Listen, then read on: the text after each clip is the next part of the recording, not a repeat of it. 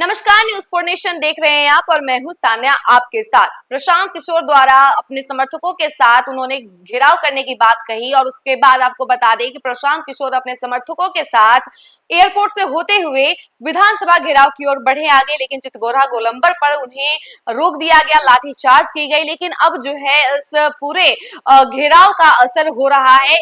आपको बता दें कि प्रशांत किशोर बैठे हुए थे नीतीश कुमार के आवास के पास, लेकिन अब खबर आ रही है कि जो महासचिव हैं उनके पास अब जनसुराज के अध्यक्ष मनोज भारती के सामने ये जो ज्ञापन है वो सौंपा गया है। मांगों का ज्ञापन जो है महासचिव को सौंप दिया गया है। उसकी तस्वीर हम आपको दिखा रहे हैं कि किस तरीके से मनोज भारती ने ये ज्ञापन सौंप दिया है। देखिए, लगातार प्रशांत किशोर ये कहते हुए नजर आ रहे थे कि हम अपनी मांगों को पूरा कर ही रहेंगे। जिस तरीके से वो मांग कर रहे थे कि बिहार में सभी लोगों के अकाउंट में 3 लाख रुपए आ जाना चाहिए, जैसा कि सरकार ने वादा किया था।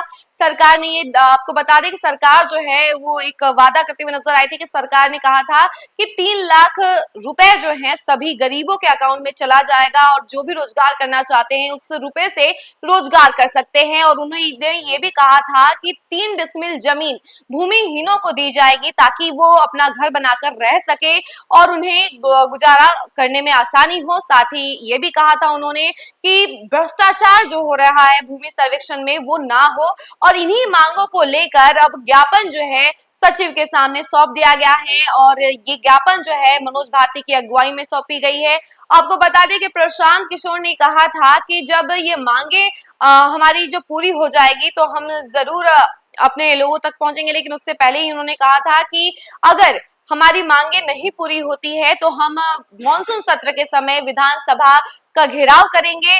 और यही हुआ कि जिस तरीके से उन्होंने कहा था कि वो हस्ताक्षर अभियान करेंगे, 1 करोड़ लोगों का साइन लेकर आएंगे कि उनकी मांगे ये पूरी हो रही हैं या नहीं, कि लोगों के पास 3 लाख रुपए जा रहे हैं या नहीं, उनके अकाउंट में भूमिहीनों के पास भूमि मिल रही है या नहीं 3 डिसमिल।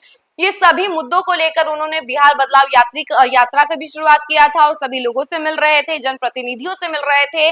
और ऐसे में अब जो है प्रशांत किशोर ने जो वादा किया था कि अगर ये सारी मांगे उनकी पूरी नहीं होती है तो वो मॉनसून सत्र के समय विधानसभा का घेराव करेंगे, ठीक वैसा ही देखने को मिल रहा है। प्रशांत किशोर जो हैं अब विधानसभा घेराव की ओर आगे बढ़े, लेकिन चितकोरा गोलंबर पर उन्हें रोक दिया गया और लाठीचार्ज कर दी गई। और इन्हीं मांगों को लेकर प्रशांत किशोर आगे बढ़ रहे थे, लेकिन उन्हें रोका गया। तब जाके जो है महासचिव ने कहा कि आप लोग ज्ञापन लेकर आइए, मांग की। और यही हुआ कि मनोज भारती जो हैं, जो कि जनसुराज के अध्यक्ष हैं, उन्होंने वो ज्ञापन लेकर महासचिव के पास गए और वो ज्ञापन उन्होंने सौंपा।